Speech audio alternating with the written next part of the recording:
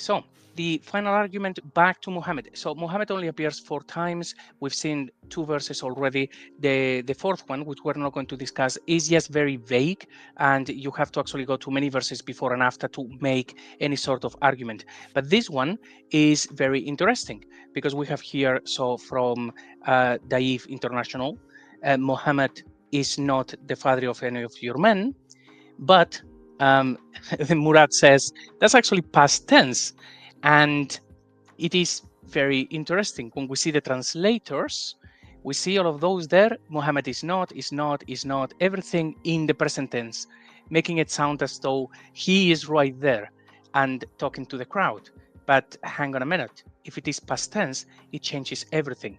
And it poses a number of questions. If it is saying, actually, let's just look at the verse again. So Muhammad is not the father of any of your men, but the messenger of Allah and the last of the prophets. And ever is Allah of all things knowing. Okay, great. So I would have a number of questions. The first one is, why are all of the translators getting it wrong and doing this in the present tense? I would say they want to push a narrative and make it sound as though Muhammad is there talking to people in the present tense. But then it gets as well more interesting.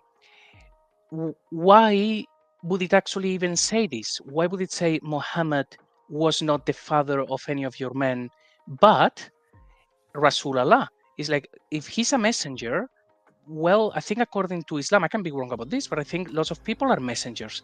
They can call Moses a messenger, and he has kids. So they're not mutually exclusive.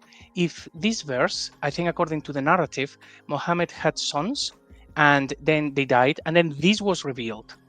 And then after this, he had sons, but not at this very specific moment in time. But he had sons like before and after. I think they were trying to patch up this little problem. But it is just not, or it shouldn't be exclusive. If this was revealed a few years before or a few years after, what would it read? Muhammad is the father of some of your men, but he is the messenger. These two statements are not exclusive. So what I would put forward is that this comment only makes sense if it is talking again about Jesus. And going back to something we discussed very early on, and Mel, you brought up when we were talking about the word and saying Jesus is the kalimatuhu, then the messenger and the word and his word. So if his job was to be just a messenger, he was not here on earth to have a family, to leave descendants. He was literally the messenger. He had a message, and that was all he was going to do. Then this verse would make sense, saying Muhammad was not the father of any of your men. He didn't have any descendants.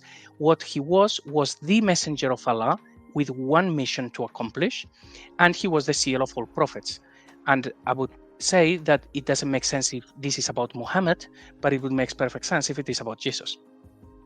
And to build off that, sorry, Mel, just real quick, I just want to add that there were people at the time and before who were making lineage claims to Christ. This is brushed over in the history because we don't really need to care about this, right, in the Western history and all that. But there were people making claims of being descendants of Jesus. And these were referred to as the people of God, the family of God, and things like this in the traditions. Even one of the Byzantine emperors called, I forget who exactly, up to witness in court about this question of whether they are descendants of Christ. So it made its way all the way up to the emperor. So this makes sense of why this would even be a question, because if you could put forward, okay, if this is Jesus, why is there even a question coming up about whether he had kids or not? And this would offer an explanation for that, because people were making lineage claims, so therefore you have to counter them.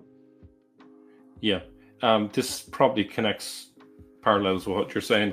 If we look at what was called the Standing Caliph coin, but actually I think it's the Angel of the Lord coin, it claims that he was not begotten neither was begotten nor begotten, if I'm saying it correctly. The idea is that in asserting the idea that Jesus is the angel of the Lord, he is not a creature in the human sense.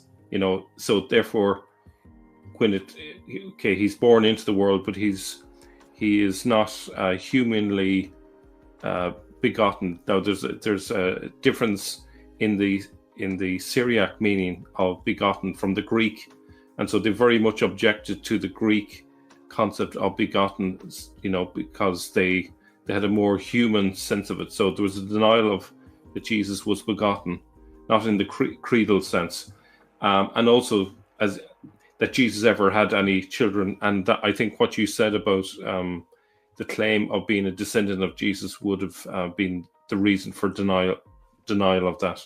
I don't know if that makes sense there, but it does. Yeah, I understand. And we know about the claims as well, because in the end, the Sunni Shia splits is about that. Someone saying, hey, we actually have a claim there. So these things were probably quite common.